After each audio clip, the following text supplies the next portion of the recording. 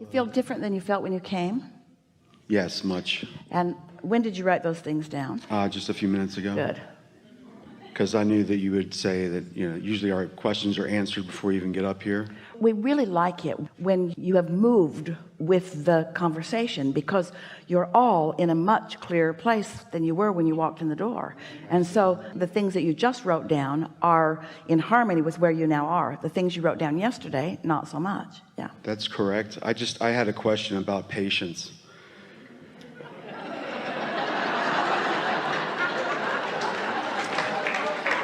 I really would like more patience in my experience, and letting things unfold and unravel a little bit more. Here's what we have to say about patience. Patience has two very primary and very important in the way they play together components, because there's an eagerness for life that is so intoxicating. You were born with it, and if you allow yourself to be the freedom-seeking being that you are, that desire for expansion and for big, amazing, wonderful things to explode into your life experience will be the way your life experience is. And so within that patience, we want to include a fantastic eagerness for life. But no one would call it patience if in that eagerness for life you're so disappointed at the things that haven't manifested yet. And that feels like impatience, because you've put it in the vortex, your inner being is turning cartwheels over it, but you haven't seen it yet, so you're in contradiction to your own inner being. And so someone might call you impatient. And a lot of times people think that the remedy to being patient is just to want less. In other words, if you wouldn't get yourself all jacked up and excited about things, then patience would never be a problem, because you would never be standing without something that you want. And we just want to be clear that we would far, far, far rather see you in extraordinary impatience because of the powerful desire you've got, and you're not yet quite honing of your vibration of allowing, than that you are complacent and just whatever will be, will be. Because if you can hone it, if you can allow your desire to grow, and then you can line up with what that desire is. Absolutely. You don't need patience if you understand that you can be or do or have whatever you want. Patience is something that you need to develop if you're not good at allowing what you want. So we're not going to encourage you to get some patience, because that's like saying get it all screwed up and don't feel bad about it. We'd rather that you feel impatience. That's like saying put a happy face sticker on your gas gauge so that you don't feel impatient when your gas tank is empty. Oh, I didn't like seeing that. I covered it up. Feel better not knowing. Some things I just feel better not knowing. No, we want you to know when you are contradicting your own intentions, and that's what impatience feels like, and it's a good thing when you feel it. Okay, that's awesome. Yeah.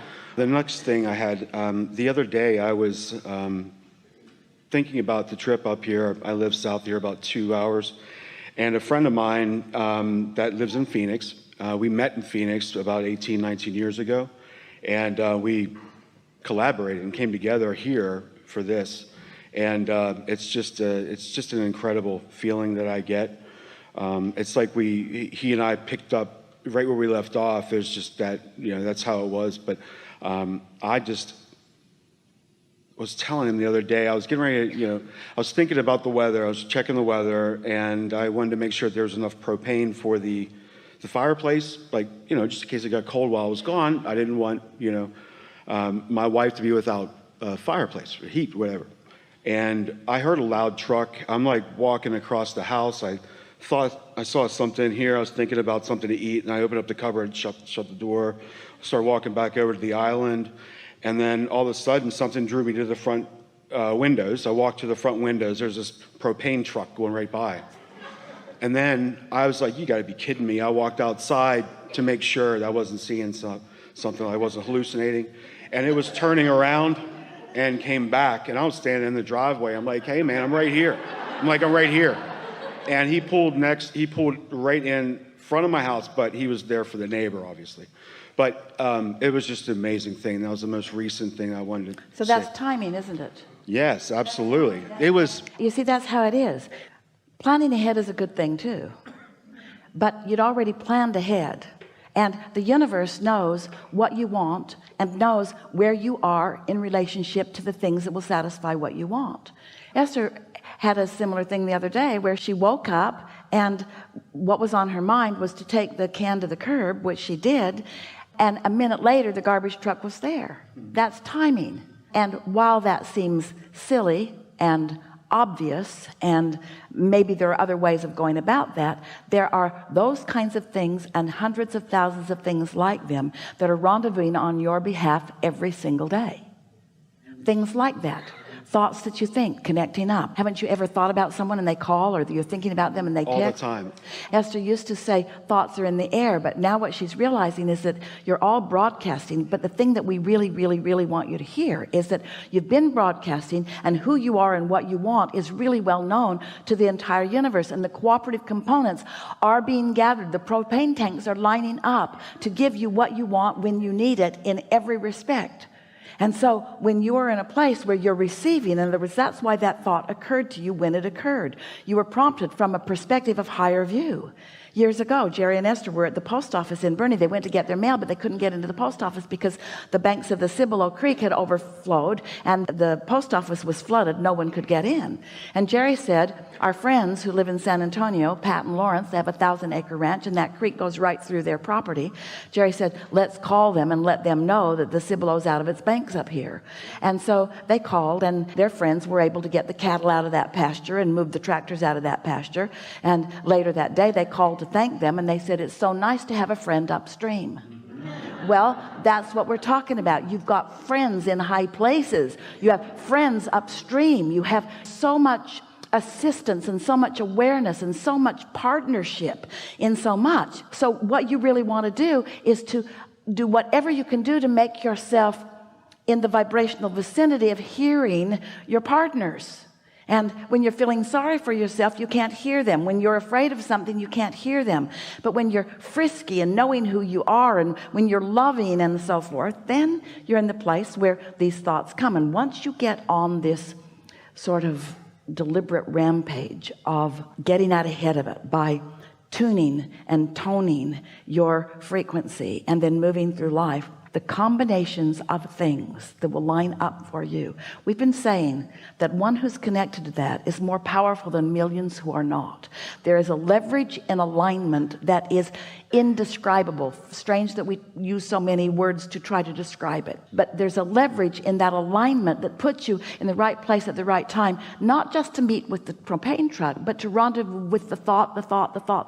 There are all these rendezvous points that when you're hitting on them, it's not just that you're making it easier for the manifestations to come. You are, but that's not just that. It's that you're thrilled in this moment, in this moment, in this moment, in this moment too, because it can feel as rewarding to you when these thoughts connect as it feels when you rendezvous with the propane man on the street.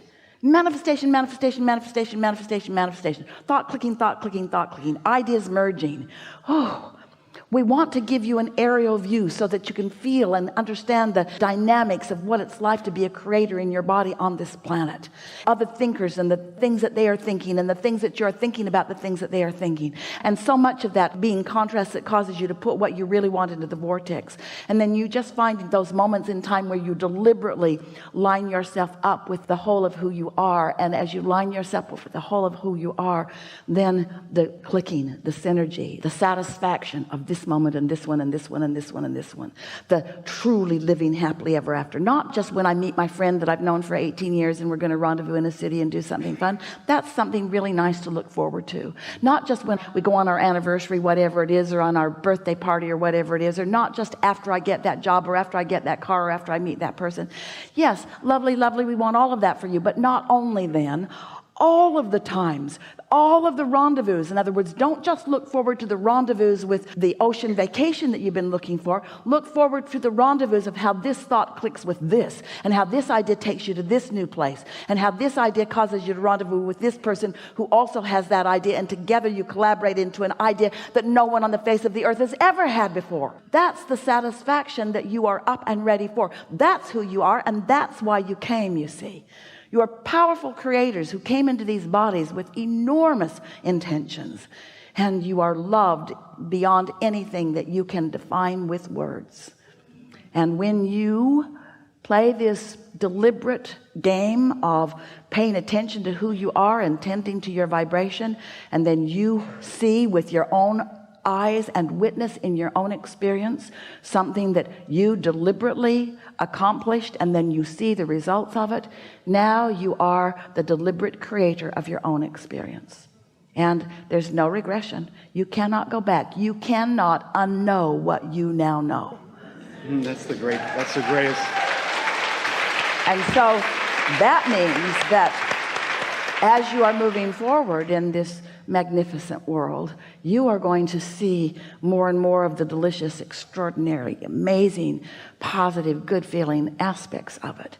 And in doing so, you're going to be a perpetuator of that, yes, but not just a perpetuator of it, a rendezvous with it, not just a rendezvous with it, but a perpetuator of it. And as you do that, then you're in harmony, not only with your intent that you had when you came into this body to begin with, but the intent that you've picked up along the physical way.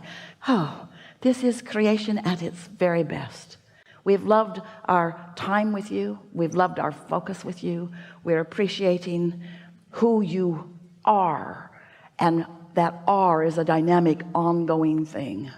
We love the inner being of you, and nothing thrills those like us, those like your inner beings, than you having a conscious connection with the energy of who you really are. There is great love here for you. And for now, we are complete. Thank you so much. I love this. Thank you. Thank you. Thank you. Thank you. Thank you. Thank you. Thank you.